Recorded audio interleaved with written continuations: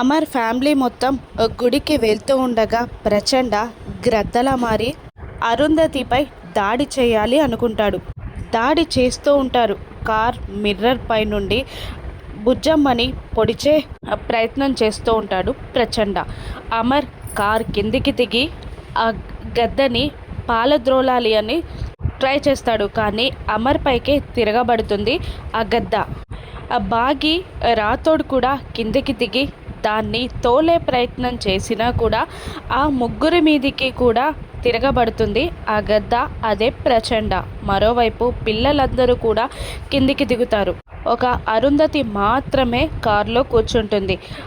అమ్ము, ఆనంద్, ఆకాష్, అంజు ఆ ముగ్గురి పిల్లలపై కూడా దాడి చేస్తూ ఉంటుంది ఆ గద్ద.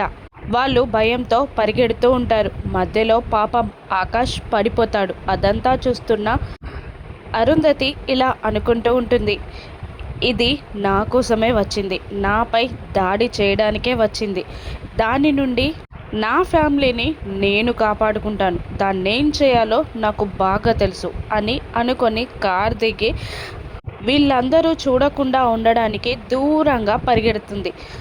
ప్రచండ వెంబడిస్తూ ఉంటాడు. గద్ద వెంబడి పడుతూ ఉంటుంది. ఎవరు లేని చోటుకి ఒక గ్రౌండ్ లాంటి ప్లేస్కి వెళ్ళి బుజ్జమ్మ ఆగిపోతుంది. గద్ద కూడా అక్కడికి వచ్చి బుసలు కొడుతూ ఉంటుంది. గద్ద తన మీదికి దాడి చేయబోతుండగా ఒక్కసారిగా దండం పెట్టుకొని పాము రూపంలోకి మారిపోతుంది బుజ్జమ్మ. బుసలు కొడుతూ గద్ద రూపంలోకి మారిన ప్రచండపై దాడి మొదలు పెడుతుంది బుజ్జమ్మ.